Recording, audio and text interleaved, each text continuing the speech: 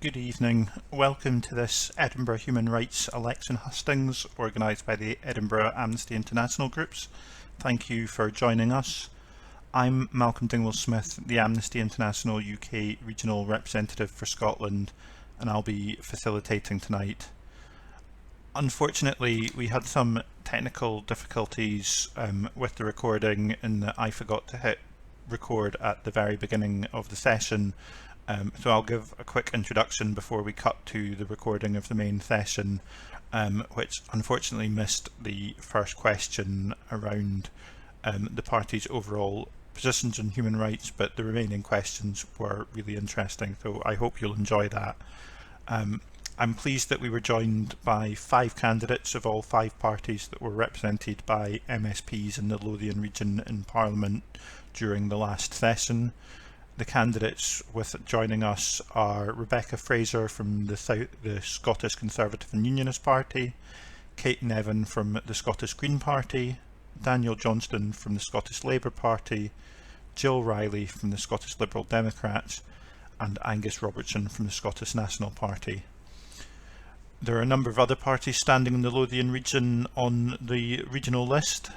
You can find out information about all of these online, but those parties are Abolish the Scottish Parliament Party, ALBA Party, All for Unity, Animal Welfare Party, Communist Party of Britain, Freedom Alliance, Reform UK, Scottish Family Party, Scottish Libertarian Party, Scottish Renew, Scottish Women's Equality Party, Social Democratic Party, UK Independence Party, and Ashley Grazik standing as an independent.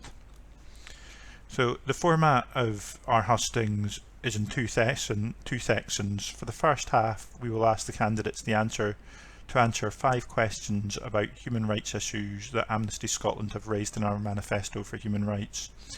I'll give a brief introduction to each question.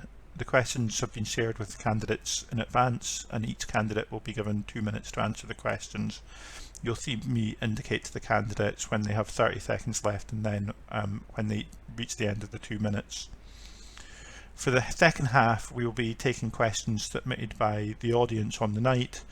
For audience questions, each candidate will be given 1 minute. These questions can be on any human rights related issue or wider issues that the audience that joined us on the night wanted to ask about. We'll then, at the end of the night, give each candidate a minute to give their closing comments on the evening. Overall, the session ran for about an hour and a half. An online hustings obviously has the disadvantage that the audience aren't able to engage as they normally would be in a session. However, if you wish to interact on Twitter using the hashtag #AmnestyHustingsEdinburgh, you can do so, and you will find the comments that were submitted and the tweets that were made on the night on that hashtag. If you are using Twitter, please be mindful that Amnesty as a human rights organisation would encourage you not to abuse anyone and to please be kind to each other. And with that, we will break into the first of the questions. Thank you. So for the second question, we're going to move on to the coronavirus pandemic, which has obviously dominated our lives for the last year. Amnesty are calling on all parties to commit to promptly commission a public inquiry into the handling of the coronavirus pandemic on a statutory basis, which will take an equalities, human rights and intersectional approach. So I'm going to ask each of you if you can tell us whether your party will commit in its manifesto to promptly commission a public inquiry on the handling of the COVID-19 pandemic by the Scottish Government, and how you would go about ensuring that human rights are a core part of the recovery. And this time I'm going to come to Jill first for the Lib Dems. Thank you. So I think it's clear the government could have done more to prepare properly for the pandemic. So protecting care home residents, social care workers, and also communicating their plans. At the end of the first wave during the summer lull, Willie Rennie, our party leader, called for an immediate, rapid, forward-looking public inquiry. We should have learned the lessons of the first wave. We wanted that quick summer inquiry to focus on what needed to be done immediately to keep people in the full-blown second wave we were worried about. So we've called for public inquiries both in Scotland and in the UK, and these need to be done quickly. They can't take years like many other public inquiries seem to. But there are some things that the government and councils got right. For instance, ensuring that no one was left sleeping on the streets during lockdown. I know from my work volunteering at a hotel housing the homeless during the first lockdown how effective this has been and continues to be. But this needs to continue during the recovery too. But we can only do this if we put the recovery first. In order to make sure human rights are a core part of the recovery, we should be looking at the people who have been most affected: women, children, carers, older generations, ethnic minorities and disabled people. We need the recovery to be focused on these groups so they are not left further behind. We'll carry out pay audits of local and central government and its agencies to provide evidence of unfair advantage experienced by ethnic minority and disabled employees. We'll introduce a programme to help children bounce back by making every hour spent learning count for more. We'll also take action to stop a job crisis with a guarantee for young people, and we'll make it easier financially for carers to access education and training. And finally, we'll establish a commission to recommend urgent steps to prevent violence against women and girls in all its forms. It's only by putting the recovery first and focusing on these groups most affected by the pandemic that we'll be able to bounce back. Thank you, Jill. And then I'm going to come to Daniel, and after that I'm going to come to Rebecca. So Daniel. Well, look, I think a public inquiry is hugely important, and I believe all the main parties have committed to holding one. I mean, I think the time frame of that is actually a really critical and sensitive question. I think it is urgent, but I think at the same time, we also need to recognise that the consequences of COVID are going to be with us for some time indeed. So actually, I think getting the nature and the scope of a public inquiry is going to be quite delicate, and it will be quite unlike any other inquiry that we've had before. So I think we have to bear that in mind, and I quite agree that there's some of these questions we need to learn quite quickly. Clearly, some countries were much better prepared than this country, the Asian countries in particular. I think we need to look at why that was. We need to question some of the key decisions, and particularly, and as Jill has already alluded to, the decision to discharge elderly people from hospital into care homes. And that was really quite a critical decision, and it really needs to be examined. And likewise, the use of do not resuscitate orders has again been questioned, and we really need those questions answered as a matter of urgency. But I'd say a broader point as well, and I think it's important at an Amnesty's Hustings, is that we have had our human rights altered and infringed and impacted as a whole population in a way that has never really happened before. We're going to be asked to, I think, constrain our liberties on an ongoing basis. And I think we need a means of discussing that and establishing what is legitimate and what is not. I think this has been a crisis, and we've had to respond to it as a crisis. But I think that the ongoing impacts on our rights and our freedoms needs to be properly debated. And I think that goes beyond an inquiry. Thank you, Daniel. And next to Rebecca, after which I will come to Kate. So, Rebecca. Thank you. Yes, we absolutely support this, and I think there will be wide consensus on this. I think it's the only way we learn and how to deal with something is to actually assess what happened in the past. And yeah, I mean, there are criticisms of all governments on this right around the world, but as Daniel said, some countries have done better, and I think we can all learn from that and come out of it in a better way. I think the people in care homes that were moved from hospitals that tested positive, or those that weren't tested, and I think we have to, for the families, as much as anyone, find out quite how that happened to prevent it ever happening again. I think we will learn, and I think it should be judge-led. I think Dan was also right in that it's very delicate, and we have to be asking the right questions right across society. But in terms of recovery, I think education, jobs, housing are all key.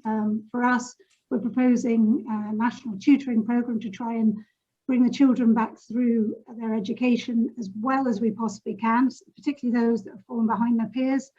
The attainment gap is widening, and we clearly don't want that to happen for much longer. We want to ensure parents have flexible childcare fitting around their working lives. We'll help remove another barrier that's still preventing many parents, particularly mothers, from re-entering the workforce.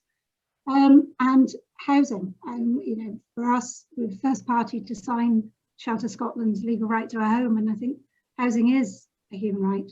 A home is, and I think that's really important, and we need to work on that. Thank you, Rebecca, and then Kate, followed by Angus. Thank you. Yes, Greens also support a public inquiry on the handling of the pandemic.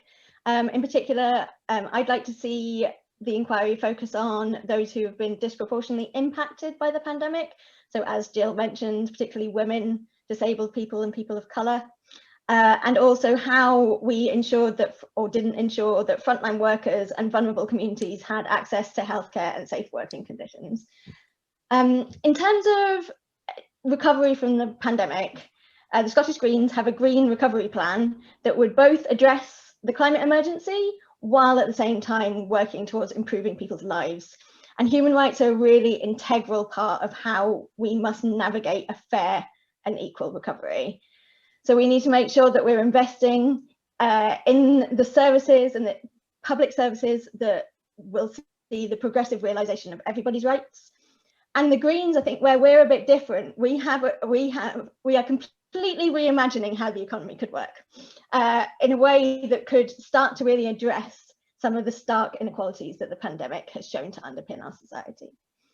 We had 5 MSPs in the last parliamentary session, so we're quite a small party, we're not the smallest.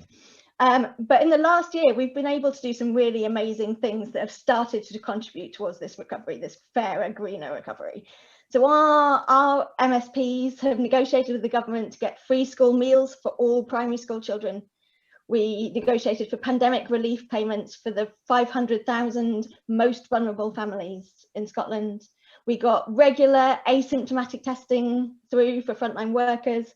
We banned winter evictions. There's plenty more, but I've had a hand up from Malcolm. If anyone wants to know more that we've been up to in the past year, we're already contributing towards a greener and fairer recovery.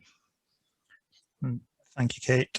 Just to remind the candidates, so I'm putting up one finger with 30 seconds to go, and then I'll put the hand up fully when we hit the end of the 2 minutes. And finally, Angus. So to answer the specific question on the holding of a public inquiry, the First Minister, Nicola Sturgeon, became the first head of government in the UK to commit to such a public inquiry starting later this year.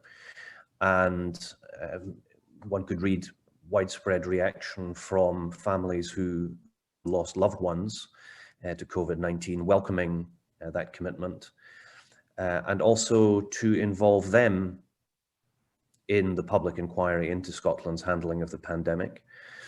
And feedback south of the border that both of these things are very welcome and hopefully influencing the UK government to follow suit in terms of their inquiries for England. The First Minister gave a commitment to family members that they would be involved in setting the terms of the inquiry and that they would be invited to give evidence. And I think it's absolutely crucial that at the heart of a public inquiry are the people who have lost most. I don't want to cover the ground that other colleagues have made. They're very sensible suggestions about the parameters of such a public inquiry. I agree with that. One thing I would add is that I have read with great distress the reports of what appears to be profiteering in the provision of PPE and other COVID response, multi-billion-pound contracts without any oversight, apparent oversight at all. And the common connection being amongst the people in question that they are a donor to the Conservative Party. And that is an issue that I wish would also be understood, because we need to get to the bottom of all of the lessons that need to be learned. Great, thank you, Angus. That is everyone for question 2, which moves us on to question 3. You'll be surprised to hear. Question 3 is on the topic of refugees, and the Universal Declaration of Human Rights gives everyone the right to seek and enjoy in other countries asylum from persecution. While the Westminster government hold the power to reform the current immigration and asylum system, at this election, Amnesty are asking Scottish parties to pledge to do more to guarantee the economic and social rights of asylum seekers living in Scotland by funding accommodation options for those made destitute and assuring access to legal aid, healthcare and education. So this time I'm asking you all, what would your party do to extend support to refugees and asylum seekers who are living in Scotland? And for this question, I'm going to come to Angus first, followed by Kate. Well, thank you very much. And I'd start off by saying that I would wish that the powers relating to refugees, immigration and asylum be devolved, and the Scottish Parliament should make decisions about this rather than the UK government. We've got a long history in Scotland of welcoming people of all nationalities, faiths, including those who seek refuge and asylum. I myself am the son of a refugee to this country. I think the key principle of our distinctive approach in our New Scot strategy is to support refugees and asylum seekers from day one on arrival. I think that's very important. I think we have a moral duty to help those most in need, and we want to provide a humanitarian response to the plight of people facing eviction and homelessness. In 2019, the Scottish Government provided £250,000 in a funding package to organisations helping ensure asylum seekers have access to legal professions and other services. And in 2018, the Scottish Government provided £150,000 of emergency funding to strengthen local advocacy support for destitute asylum seekers at risk of eviction. So parties should be judged by their record on this. I think the SNP has a very strong record on it. I'm very proud in this election, for example, that we have, to my knowledge, at least 2 recent refugees to Scotland standing as SNP candidates. I hope other parties are able to demonstrate that level of commitment to refugees as well. I'm really pleased that refugees are able to vote in Scotland. Unfortunately, the Conservative Party opposed that. I think everybody that lives here should have the right to determine the future of the country that they are living in. So judge us by our record. I think we have a good record. We can always do more. Scotland is not full, and we need to help those in need where we can. Thank you, Angus. I am going to come to Kate next, and then Daniel. So Kate. Just to respond directly to Angus's point there, the Scottish Greens also have someone from a refugee background running as a candidate, so hopefully she'll get in Glasgow. She's originally from Burundi, and there's an amazing video about her story. If anyone's interested, stick it in the questions and I'll put a link later. Also, the right for refugees to vote was actually something put forward as an amendment by the Scottish Greens. So I am really, really excited to see that happening. This will be the first time that people with a refugee status will be able to vote in Scotland. And I hope that in the next Parliament, we'll be able to see that extended to asylum seekers as well. That's what the Greens were pushing for, and unfortunately we got that voted down in the last session, but we'll bring it back. I volunteer with local refugee and migrant support centres here in Edinburgh. I also act as a witness for asylum applications for people from some of the countries that I work in. And I'm really, really appalled, unsurprisingly, by the hostile environment deliberately created by the UK government and the completely inhumane and racist way that they treat people seeking refuge. And ultimately, the Greens would like to see the Home Office completely abolished. However, there are a number of things, as Angus has touched on, that we can do here in Scotland to make sure that refugees and asylum seekers can live happy, safe and healthy lives here. So that is things like making sure that refugees have access to warm, safe, secure and adequate sized housing. It's making sure that everyone has access to English language support and interpretation services. Making sure everyone has access to healthcare. A recent report said that 1 in 3 migrants have struggled to access health or mental health services in Scotland. So we really need to be doing better at providing that support so people feel safe and able to access healthcare. Oh, Thanks, Kate. Okay, rather than respond to anything in the questions, if anybody has anything that they're planning to share, maybe best to share that on social media. I just don't want candidates feeling they need to be monitoring questions and competing to see who can share most. I'll share it with you, Malcolm. You can share it with everybody. Or if you put stuff out on social media, if you want to share it, I don't think we'll share stuff afterwards. And I'm going to come to Daniel next, followed by Rebecca. Daniel. Thank you. I think in answering this question, I'd sort of like to reflect a little bit. You know, the United Kingdom used to have, I think, one of the most progressive approaches to refugees for most of the period since the Second World War. We had one of the most open approaches to people arriving in this country, and one of the most open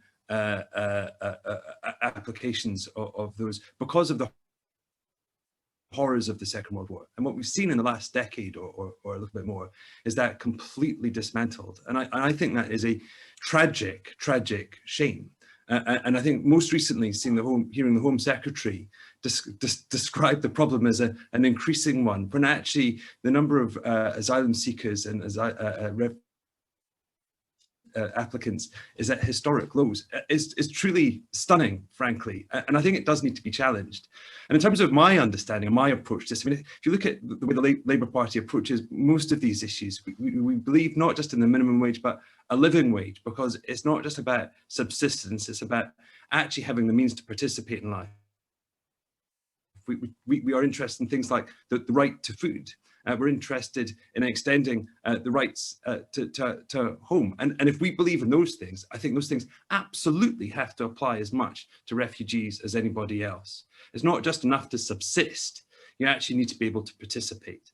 And if you look at the approach in the regime that we have right now, it is about mere subsistence. So you're unable to gain employment, unable to enjoy many of the rights that I think we would all consider human rights. So that needs to be challenged. And I think there are things Scottish Parliament probably can do to help refugees participate, even if it doesn't have the ability to change some of the fundamental laws governing asylum applications and refugees. I think there is more we can do.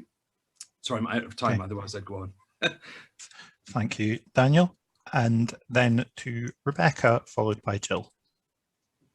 Thank you. I think Scotland should be seen as a beacon and safe place for those fleeing conflict. We are proud of welcoming people to these shores throughout history to the present day. But as it's been said, it is a reserved issue and the powers remain with the UK government. But accommodation arrangements for asylum seekers in Scotland had to adapt during the pandemic, and it's obviously made things very difficult with social distancing and other restrictions. Following the tragic attack in Glasgow, it became obvious that action was needed to ensure that asylum seekers in temporary accommodation were being protected and having proper access to food, clean living space, safe environment, health, and all sorts of other supports. Joint work between the Home Office and the local authorities, I think, is my understanding of how this happens and operates in Scotland. And I think it's vital to ensure that asylum seekers have that secure accommodation whilst they wait for their claims to be processed. We've called for fair funding to councils, which I think will probably help in this situation. And maybe the councils can help with these commitments and prevent people falling through the gaps on this. Okay. Thank you, Rebecca. And finally to Jill. Thank you. Yeah, so I do think that we do need to ensure that those coming to Scotland are welcomed for the skills and contribution that they bring. But the hostile environment that the Conservatives have developed, as a few have mentioned before, has caused far too many innocent people to have their rights violated.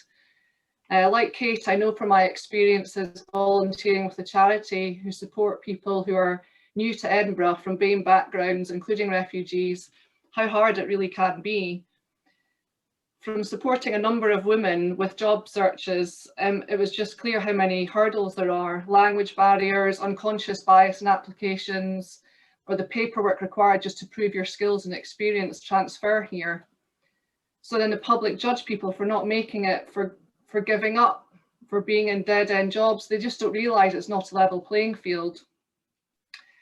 At Scottish Spring Conference earlier this year, we debated and passed a policy to end homelessness, and it included a commitment to a no eviction policy for asylum seekers, refugees and immigrants whose rights are exhausted. Preventing people from becoming homeless is especially important with the new immigration laws. Rough sleepers who are not from the UK will be deported under new rules this year, even if they're here legally. It's truly heartbreaking. We as a party would also fund community sponsorship projects for refugees, rewarding community groups who develop innovative and successful ways of promoting social cohesion. We'd make sure that there were language classes available for refugees. And as a party, we've been campaigning to lift the ban and allow asylum seekers the right to work, which is so important for well-being and allowing them to contribute.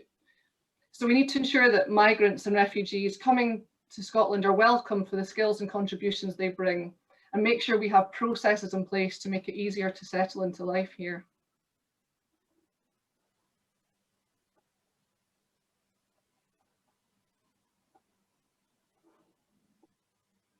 You're muted. Thank you, Daniel. But yes, I muted myself whilst I drank my coffee, so you didn't all have to hear me gulp my way through other people's answers. Apologies for that. Takes us on to our second to last question. Just a reminder to everyone watching, we're getting lots of questions coming through, which is great for the second half of the evening. We're about to have our second last of the pre-prepared questions, but if anybody is looking to submit questions, we are still open for the submission of questions. But to move on to the next question that we're going to look at, and it is around gender recognition. In the Fairer Scotland Action Plan, the Scottish Government committed to review and reform gender recognition law so it is in line with international best practice and for people who are transgender. Following a consultation in 2017, the Scottish Government published a draft Gender Recognition Reform Scotland Bill in December 2019. The public consultation on the draft bill concluded in March 2020. However, further progress was paused due to the coronavirus pandemic. Amnesty Scotland are calling on the next Scottish Government to reform the Gender Recognition Act with urgency. We believe the current system violates trans people's rights to privacy under the Human Rights Act and further stigmatises trans identities. So my question to each of you is, what is your party's approach to the Gender Recognition Act and the rights of trans people? And I'm going to come to Kate first on that, and then Angus. Sure.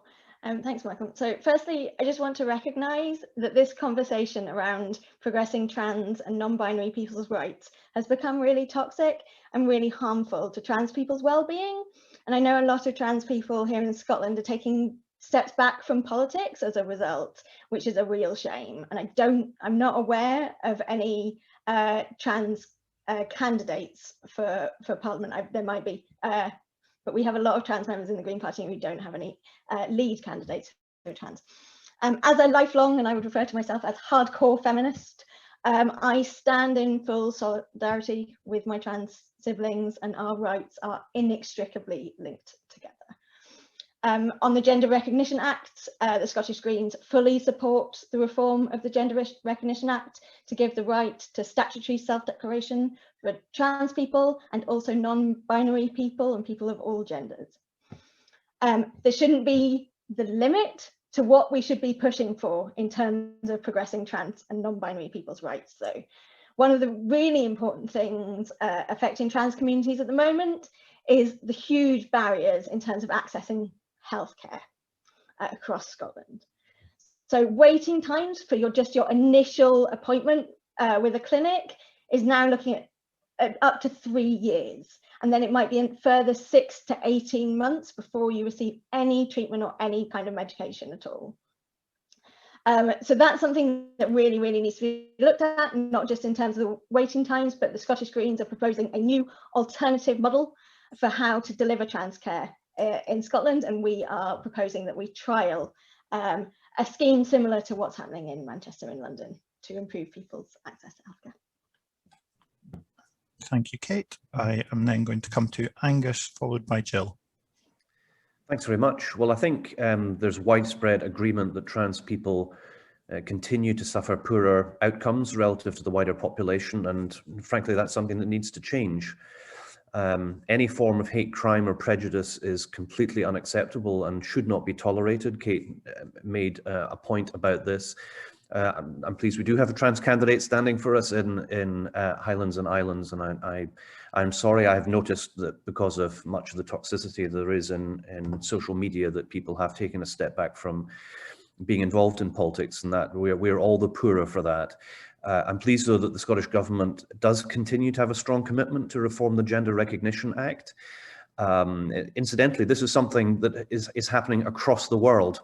Laws are being updated from the Republic of Ireland to Norway and elsewhere. Even the UK government is committed to updating the Gender Recognition Act. Recognise that there is a conversation which is becoming increasingly polarised.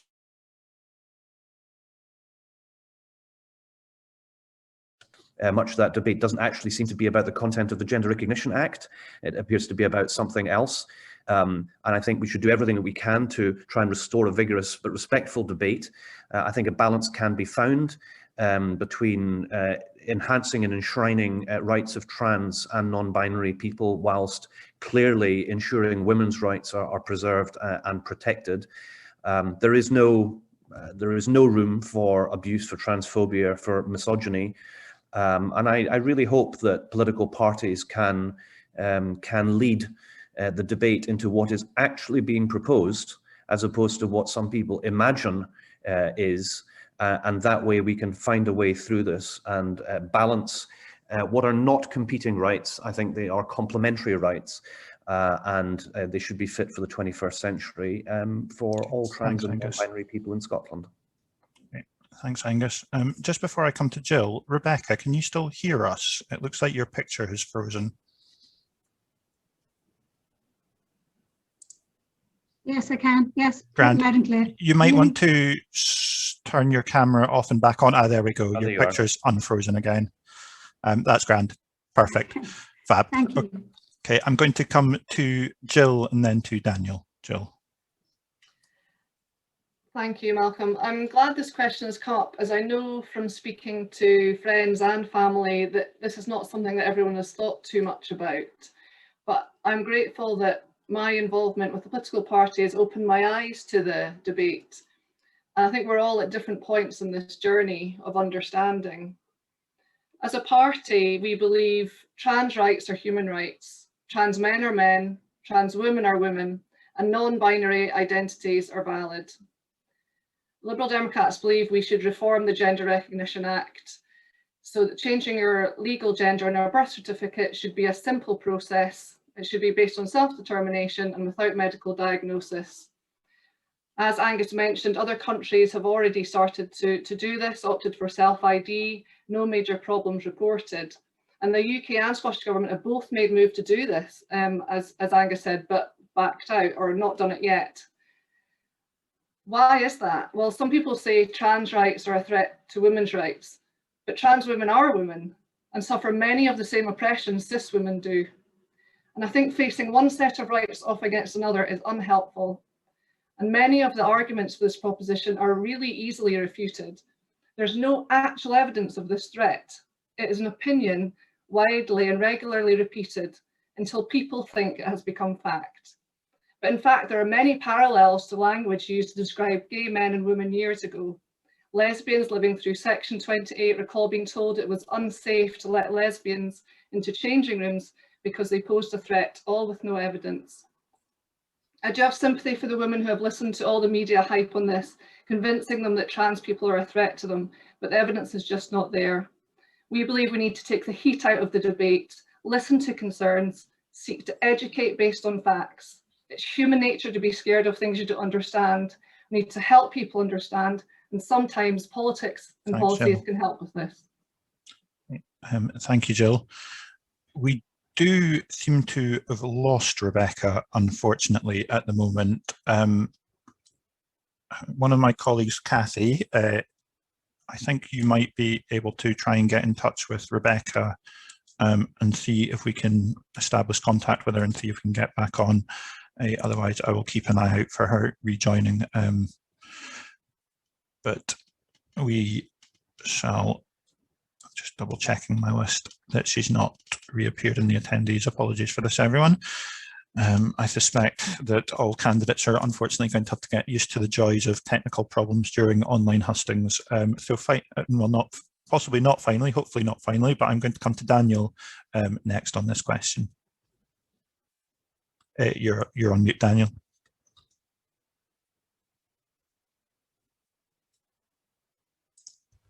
Sorry. There we go. Wrong window selected. Apologies.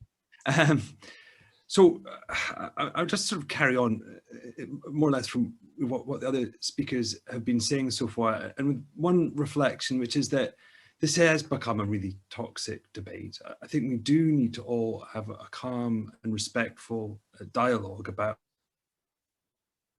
what GRA reform will mean and what it doesn't mean. Because I think one of the things that's become apparent is that things have been raised and actually become an issue, which essentially were not an issue, such as changing rooms and the use of toilets and so on. Essentially, people had been de facto dealing with that absolutely fine without problem. And all of a sudden, this debate has become highly charged and toxic and has actually made these spaces unwelcome for trans people. And I think we need to reflect on that. So we definitely need GRA reform. This is a question of human rights. It's about essentially saying that you can be respected for who you are without having to go through medical hoops. And I think that stands to reason. But we also, I think, need to recognise that issues of sex, gender, and identity are really fundamental. That there are, I think, issues raised, certainly for some people, about the differences between sex and gender and what reforms gender recognition. And I think we need to have a calm discussion so we can take everyone with us. Because I think in order for GRA reform to work, we do need a consensus. And I fear we're quite far away from that consensus right now. So we need that calm discussion so we can build that broad public consensus on this issue, because it's so important to trans people. Thank you, Daniel. And I am pleased to see, Rebecca, we have you back.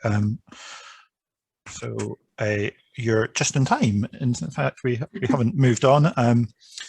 So over to you. Thank you. I was trying to come back in on my mobile phone and that really wasn't working either. So thank you for waiting for me. This is a subject that clearly has raised strong feelings from all sides, and I am therefore keen to listen to everyone because I don't know the answers. As a Conservative, I fundamentally believe that everyone should be whoever they want to be. I genuinely feel that. I will stand up for trans rights, and I hope to find a route through this to gender self-identification. I think it's really important. There have been legitimate concerns about women's rights on this, and I think the debate has to be had, and it has to be had openly. And I think when the government bring the reforms back for discussion, I think the full and informed debate that happens on this can only be a good thing for our society. Thank you, Rebecca. And on to the final of our preset human rights questions, which is around policing. So Amnesty has long-standing concerns about the apparent lack of data Police Scotland collects, analyses and publishes. Transparency is vital to ensure that human rights are upheld and to guard against discriminatory policing. We believe the next Justice Secretary must act to commission a thorough review of Police Scotland's data systems. We've also raised concerns about the use of live facial recognition technology. In February 2020, Police Scotland confirmed it was scrapping plans to introduce that technology at this time. While Amnesty has welcomed that effective moratorium, we believe the use of this technology should be ruled out entirely through legislation. So as my final question before we move on to questions from the audience, what are your party's views on the relationship of the Scottish Government with Police Scotland, and specifically, are you comfortable with the lack of transparency over data collection and the use of facial recognition technology? And for that one, I am going to come first to Rebecca, followed by Jill. Thank you for coming straight to me, just in case we drop out again. I think our frontline officers have done an incredible job this past year, and it's been incredibly difficult circumstances. We agree that Police Scotland have on occasion failed to be open and honest, for example, in response to freedom of information requests or deleting data from their website. For opposition politicians, this makes it so much harder to hold government to account. Transparency should be default, realistically. With regards to facial recognition technology, I share the concerns that are being expressed around racial profiling. Really important point here in that we sometimes assume that technology is free from bias, but when humans are creating and inputting it into these systems, that's not always the case. I support Police Scotland's move to scrap their plans to introduce it immediately, but I will await the outcome of any consultation and listen to the expert evidence before committing to an outright ban. This is, after all, a tool that may save lives and it may keep people safe if it can be proven that it can be used safely. Okay. Thank you, Rebecca. I'm going to come to Jill and then Kate. Thank you, Malcolm. So the police used to be governed in 3 ways: the Chief Constable, central government, and then local government. But now only has 2 of these. So the result is a bit of a sugary stool with one of its legs missing. So it's now very centralised and the underpinning processes aren't really working. So Willie Rennie, our party leader, actually led the opposition to the creation of Police Scotland and has led on the scrutiny of its performance and relationship with ministers. I think this SNP centralising agenda has concentrated power in few hands with a bit of a lack of independence and accountability. So we would legislate to bring back democracy into Police Scotland, make sure that local policing plans are approved by locally elected people rather than centralised. We'd take steps to safeguard people from the misuse of their data, CCTV images or other biometric information. 6 years ago, the Lib Dems actually first triggered concerns about how police use new and emerging technologies such as facial recognition. So it's been interesting that trials have shown that it is quite often inaccurate, with matches quite often wrong. And it's also interestingly much less accurate in identifying women and ethnic minorities compared to white men. So that could actually result in women and BAME people being more likely to be stopped without reason than white men. So we believe it will increase discrimination and shouldn't be used. It strips away privacy, it's a means of mass surveillance, and it's not affecting matching and therefore actually finding criminals. So we've called for a biometrics commissioner and also looked into unregulated use of facial recognition technology and inquiries that have been set up by the HMICS and John Scott QC. Thanks, Jill. And we're looking forward to working further with the Biometrics Commissioner. Thank you, Jill. And on to Kate, followed by Angus. I have an awful lot to say about policing. I'll try and get it all into 2 minutes. So the Scottish Greens think that any surveillance of the population should have democratic oversight, and we oppose any forms of mass surveillance, whether it's by the state or by private corporations. And one of our Green MSPs, John Finney, has been the lead voice in Parliament against the use of facial recognition technology by Police Scotland. He said that it's in no fit state to be rolled out or even to assist the police with their work, and it throws up far too many false positives and has inherent biases and human rights issues. So we've been leading the campaign against that. We've also been leading a campaign against police rollout of something called cyber kiosks, which is something that reads your phone, reads the data off your phone. And I think the Greens managed to delay that until they were legal and human rights protections were in place. I have lots of other concerns about policing. Use of force. The Greens have worked quite closely with Amnesty, I think, on the use of spit hoods and tasers in the past. And the Greens have campaigned successfully against routine deployment of armed officers in Scotland as well. More generally, I'd want to see a police force that both reflects and is accountable to the public that they are responsible for keeping safe. At the moment, globally, but also in Scotland, I suspect that women, people of colour, LGBT people and sex workers would say that we do not feel protected by the police. In fact, many of us might say that we feel at risk of being harmed by the police. And I think looking at the Shaky Boyo case is a really important thing to think about when we're thinking about police issues in Scotland. Thank you, Kate. On to Angus and then finally Daniel. Thanks very much, Malcolm. We support Police Scotland in being able to use technology to keep our communities safe.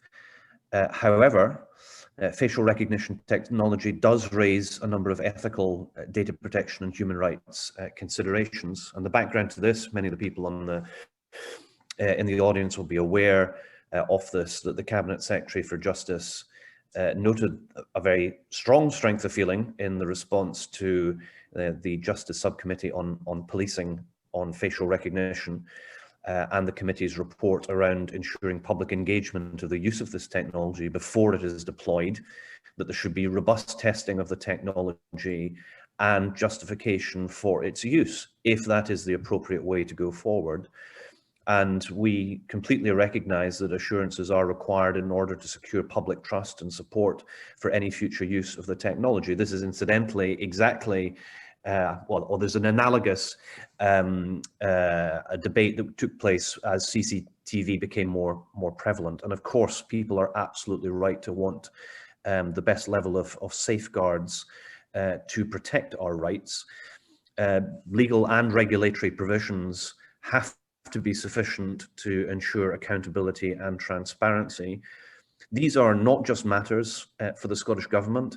One has to work with Police Scotland, with the Scottish Police Authority and others, Her Majesty's Inspector of Constabulary, and so on, the new Scottish Biometrics Commissioner. There are very complex issues involved in this, but I don't think it is beyond the wit of government governance and parliaments to find a way through this. Technology does afford the people we entrust with our public safety to be able to do their job better. Having said that, we as the public need to make sure that those powers are not abused. Thank you, Angus. And finally, Daniel. Again, this is a really important question. So I was a member of the subcommittee on policing when we looked at the use of cyber kiosks. And it transpired that, well, first of all, it had been piloted in Edinburgh, and that hadn't been widely known. But actually, critically, Police Scotland hadn't carried out a human rights assessment on their use before they did it. And so this is a critical line of questioning that I pursued, and was pretty shocked. And I think the police have to do better in terms of embedding human rights assessments when they are looking at adopting new policing practices and tactics. And I think Police Scotland, and I think they acknowledge this, need to do much, much better. But overall, I think the one key issue in the creation of Police Scotland is that we have, I think, lost sight of how we ensure that we have policing by consent. In the old structure, that was more straightforward. But because we've got a centralised police structure, we've had to create basically a split between the police and politicians. And then the void, the Scottish Police Authority quite simply isn't living up to the job that it was designed to do. And indeed, that's why Susan Deakin resigned as chair of the SPA in the last year or so. So we need, I think, to re-examine that. I think we need to re-examine the case for a commission to oversee this. I think we need to actually ask the question of how do we ensure that we have public consent for the way that they are policed. And on biometrics, look, this is a huge topic. The commissioner will undoubtedly make an improvement, but this is a huge issue. There are huge human rights considerations, and quite simply, machine learning can't even articulate why it makes identification. And on that basis, how can you have policies around that? So there are some really fundamental questions here that need to be bottomed out. And but fundamentally, we also need disaggregated data from policing. I'll just throw that in there because it's a really important topic. Thank you, Daniel. So That is all of our preset questions for the candidates today. We're now going to ask candidates questions you've submitted from the audience. As a reminder, these can be on human rights issues or more widely. And to ensure we can get through as many questions as possible, we will give a minute per answer. However, I am just going to take a very short 2-minute break whilst I look at those questions and make sure we're selecting some questions. Some of the questions that the audience are submitting are, I would say, quite technical in nature, and we won't be putting you on the spot with what I would call really, really technical questions about very minutiae of human rights. But if you give me relax for 2 minutes whilst I just quickly select some questions from all the great questions that have been submitted.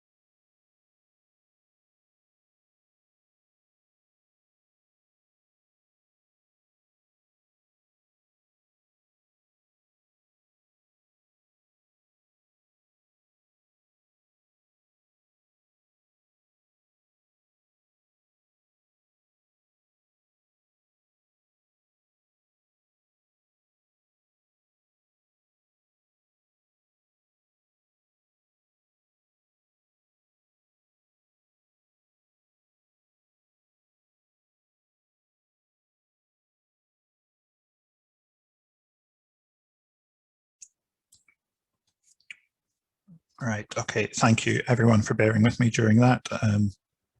Seems that trying to do one of these hustings online as facilitator is even more challenging than trying to do them in person. So apologies for any bumps along the way.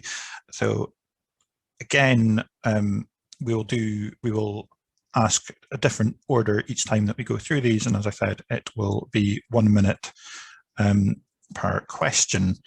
And the first question I had takes us back to COVID. I can just find that question.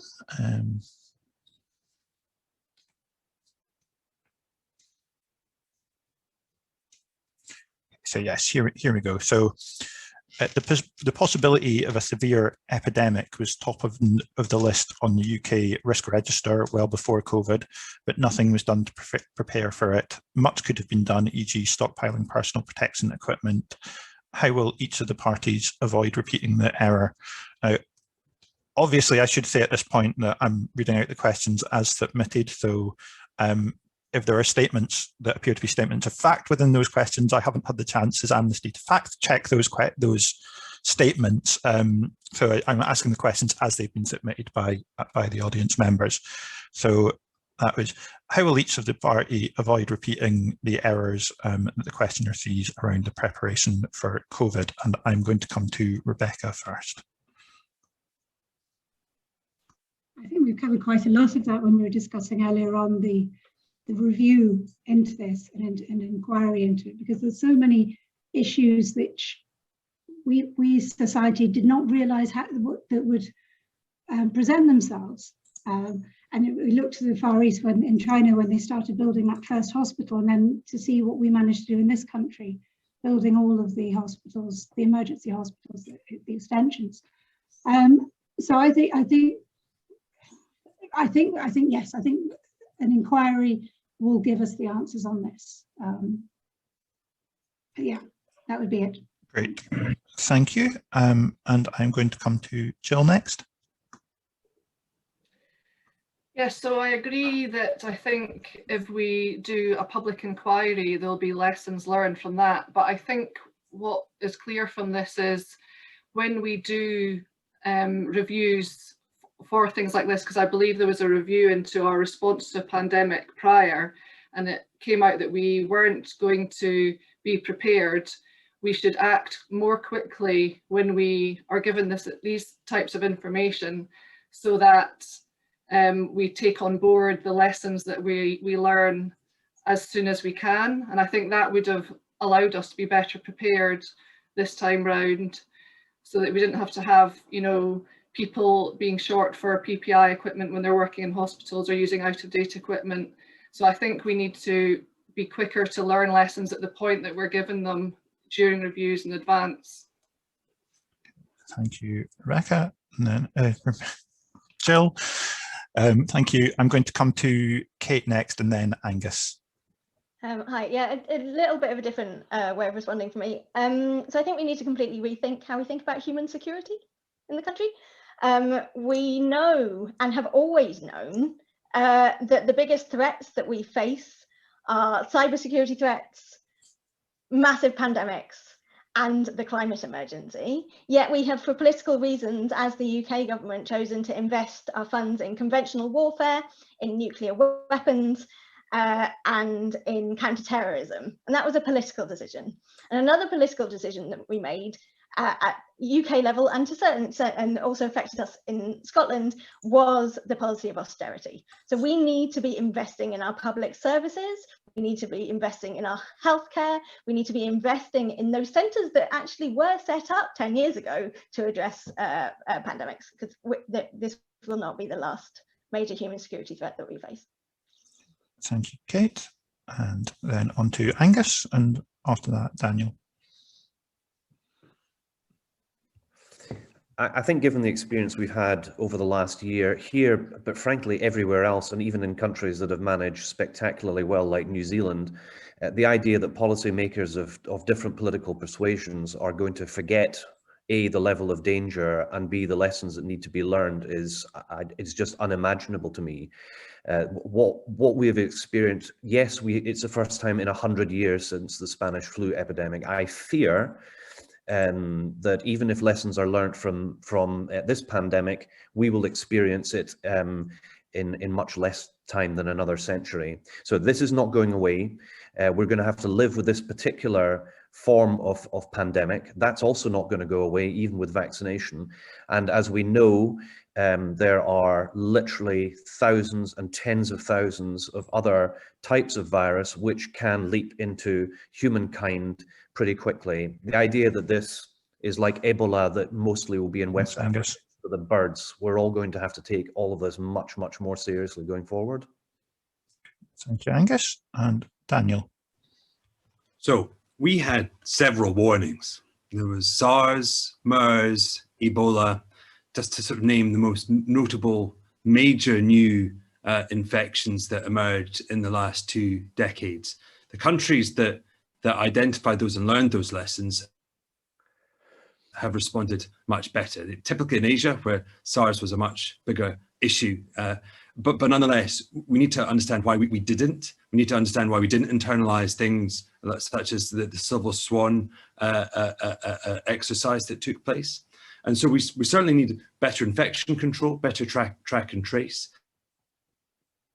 But my biggest concern is actually we learn all the lessons from COVID, but the next infection, or indeed the next security threat, will be different. So we need to actually have an approach that can respond and react to whatever does emerge next, not just the last infection. Yep.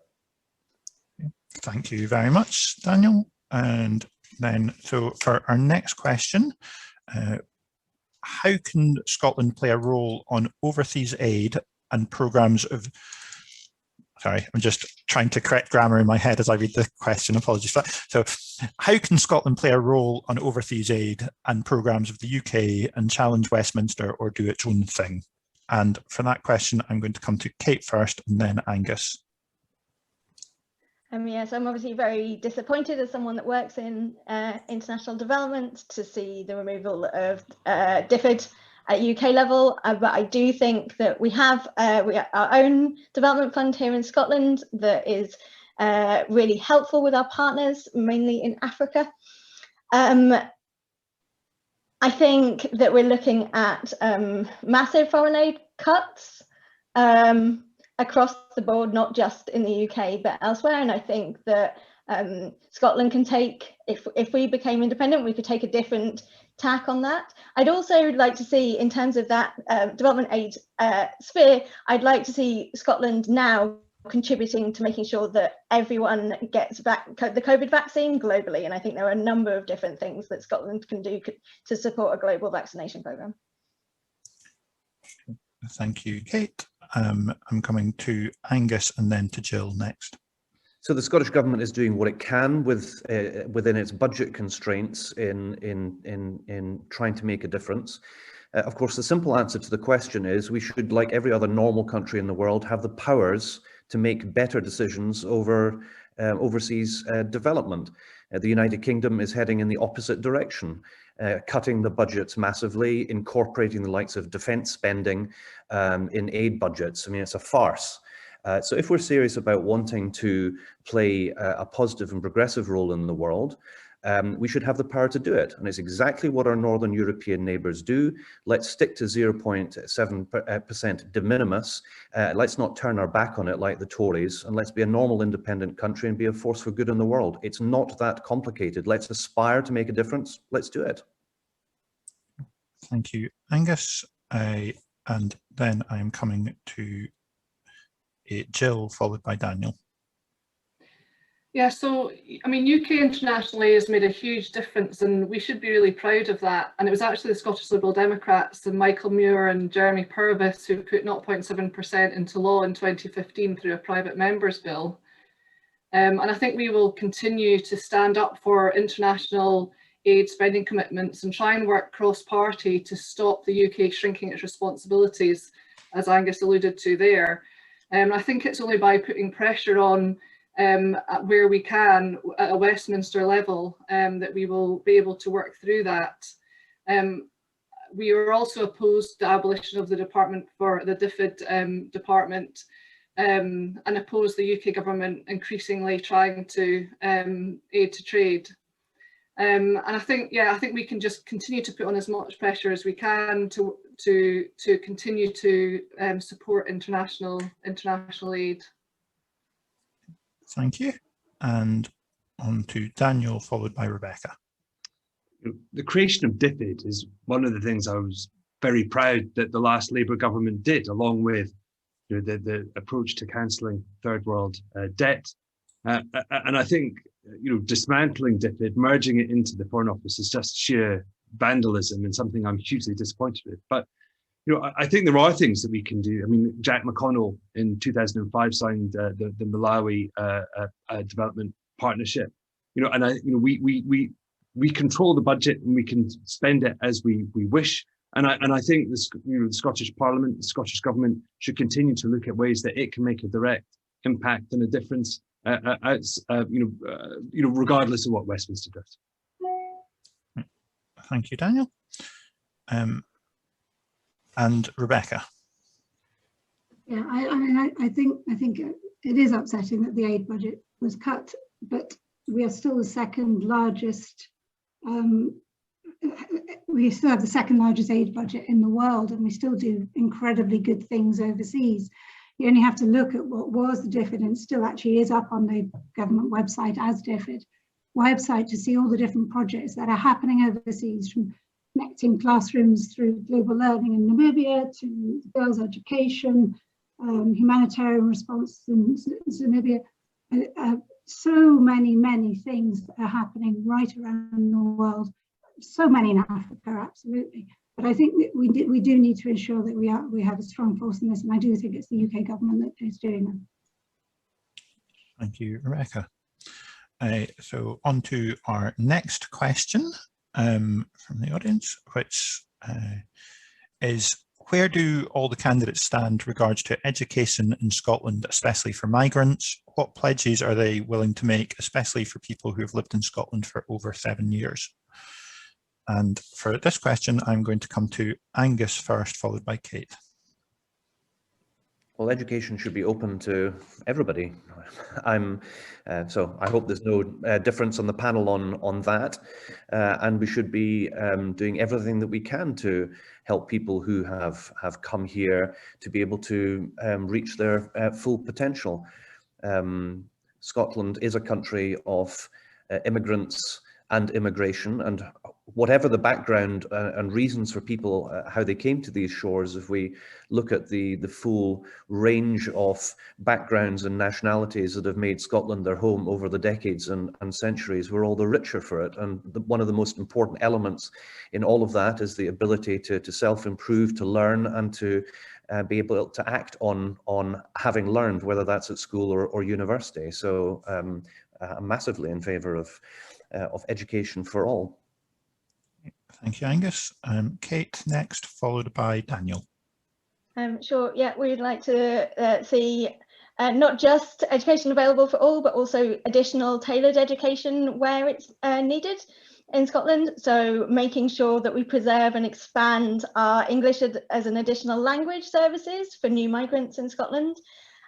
We'd also like to see, ultimately, if and when we have more control over immigration, students being allowed to extend their visas to work following study here in Scotland, so they're able to gain further practical experience. I'd also like to see qualifications received abroad, particularly for refugees, recognised here in Scotland. And we'd like to see the Erasmus scheme come back. Thank you, Kate. And then Daniel, followed by Rebecca.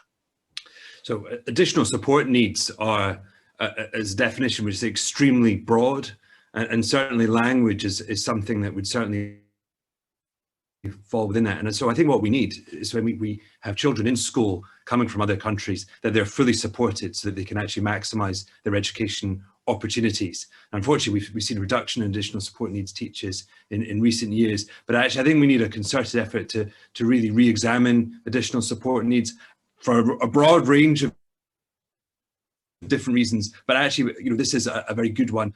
Also, a comment in the questions was about access to higher education, and absolutely refugees should be able to access higher education, and we should look at changes to ensure that that can happen. Thank you, Daniel, and then Rebecca, followed by Jill. Yeah, and education to me is a fundamental right, and I think the education, I think everyone should be able to access education in the country that they're living in. And I think also we're proposing 3,000 extra school teachers, and I think that would help with the numbers to try and reduce some class sizes so that people can get more, particularly immigrants through this scheme could get more specialist education, particularly in languages. So yes, I absolutely believe education is primary to this. Thank you, Rebecca. And Jill. Yes, so just building on what everyone else has been saying, education is very important, and we should be allowing anyone who wants to go to school, to college, we should be allowing them and encouraging them to do that, whether they're refugees, asylum seekers, new to the country in another way. We have an educational bounce back plan because we know that children and young people have been really affected by the pandemic. We want to do some groundbreaking things like kindergarten until 7 and change to be more like a Scandinavian model. We also want to make sure that carers have access to education in a more flexible way to fit around their lives. Yeah, lots of good things that we want to do in education there, really, to change things and make it more available for people and enhanced. Thank you, Jill. Okay, we've got time for just one more question before we will then invite all the candidates to wrap up. And the final question is, the recent integrated review suggests that the UK government hopes to provide more jobs in Scotland through increased military spending. Scottish Enterprise has supported companies which export military equipment, including weapons which have been used against civilians in Yemen. Is this an appropriate way to support Scottish industry? And for that question, I am going to come to Angus first, followed by Kate. So firstly, on Yemen, during my time, I was a Member of Parliament at Westminster for 16 years. I put the UK government under a lot of pressure on the frankly unethical provision of munitions for the Saudis to run double tap missions in Yemen. By double tap, I mean dropping munitions made in Scotland once, and then when rescuers went in to try and save people's lives, the Saudi Air Force dropping second munitions utterly scandalous. On the other hand, there is a legitimate role for defence and security that does need to be funded, but we need the best of controls over arms sales, and I think we could do far better with that in an independent Scotland rather than leaving it to a Tory government at Westminster that we haven't voted for. Thank you, Angus. Coming to Kate next, and then Daniel. So Yemen's actually one of the countries that I've worked on for the past 12 or so years, and it's a lot of where my heart is. So I find this is a really important conversation, but it's obviously very upsetting as well. So the UK government's licensed at least 6.8 billion worth of arms to Saudi during this conflict, and that's been used in human rights abuses, international humanitarian law violations. We're talking bombs of markets, festivals, funerals, weddings, factories, and as Angus mentioned, double tapping. And we know that some of the weapons are manufactured here in Scotland. And while the SNP has done a great job in Westminster calling the UK government out on this, they are also investing millions into Scottish enterprise who invest in these arms manufacturers here in Scotland, and that does need to end. We need to be transitioning jobs in weapons manufacturing into jobs in renewable energy, and we need to be ceasing all government support using public funds for weapons manufacturing here in Scotland. Thank you. And on to Daniel, followed by Rebecca. Yeah, so I mean, clearly, you know, the use of weapons manufactured in this country in places like Yemen is truly horrifying. You know, but I think there's a very particular question here around Scottish enterprise and what it's been supporting. Essentially, the Scottish government position has been to draw a distinction between equipment and munitions used by you know, military organisations and those used by blue light services, whereas I think that the distinction is very often much more muddy and blurry than that. So I think there does need to be a very thorough examination of precisely how these items are being used if Scottish enterprise has been providing support. Thank you, Daniel. And Rebecca, followed by Jill. This is clearly an area I have absolutely no expertise in whatsoever. I'm afraid I cannot answer this because I do not know anything about it. But I do think that if there are loopholes, we need to close them, and we need to make sure that we are seen around the world as acting properly and decently. Thank you. Thank you, Rebecca. Jill. Thank you. Yes. Well, I said in my opening that I think our trade policies should put human rights first, and I think, you know, this is clear here. We shouldn't be, you know, working an appropriate. It's not an appropriate way for this to support Scottish industry relating to the military equipment. And I think, you know, we should be working with countries that are putting human rights first. So countries like Saudi and Bahrain, which have human rights, were getting worse. We know the arms sales from Saudi to the Yemen, you know, we shouldn't be working with them. We should be working with countries that are being clearly going in the right direction with their human rights. And I think that's what we should be doing in Scotland. Okay, thank you very much, Jill. So thank you all of you for those answers to those questions. That's all the time we have for questions. So thank you to everyone that submitted questions, and apologies to those who we weren't able to get to your questions. We had a lot more great questions than we did answers, but I'm sure you'll find other ways to engage with candidates from all the parties between now and election time. Just before we finish, I'm now going to invite each of the candidates to give a final minute of any closing remarks they wish to make. And for this, I will go to Jill first, followed by Daniel. Thank you, Malcolm. I just want to say thank you very much for organising this.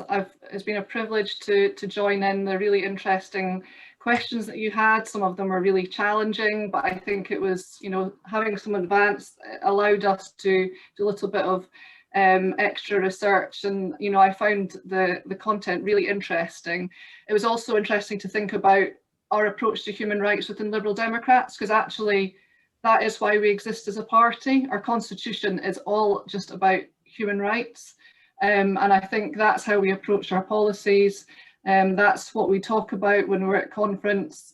And I hope that's come across to you today. Thank you very much, Jill. I'm going to come to Daniel next, followed by Rebecca. Look, can I too just thank you for inviting me. This has been a really interesting set of questions, a really interesting discussion. And I think what I'm convinced of is that actually a human rights approach is now more important than ever before.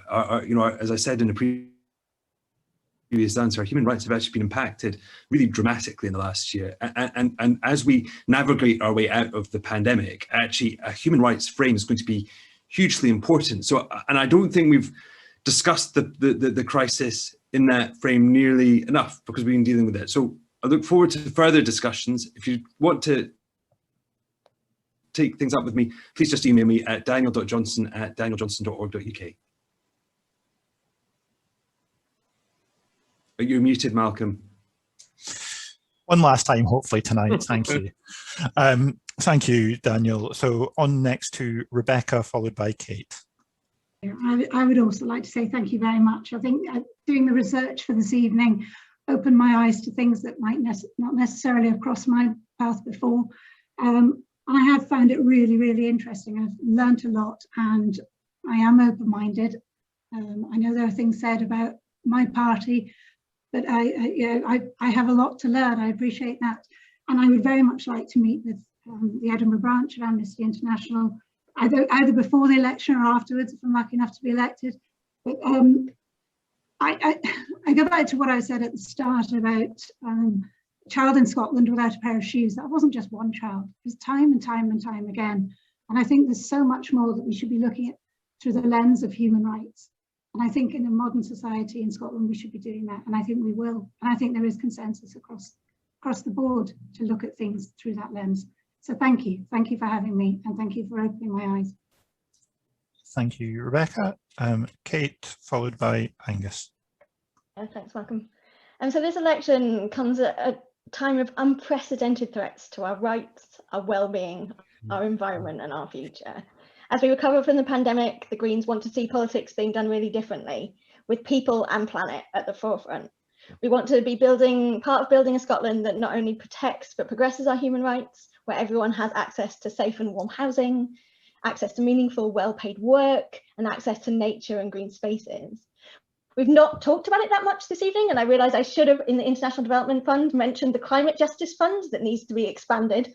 But science tells us we have less than 10 years until we reach a point of no return with the climate emergency, and we need to act on this now. So we need to use this opportunity to build a fairer and greener Scotland, and we need to vote like our future depends on it. Thank you, Kate, and finally Angus.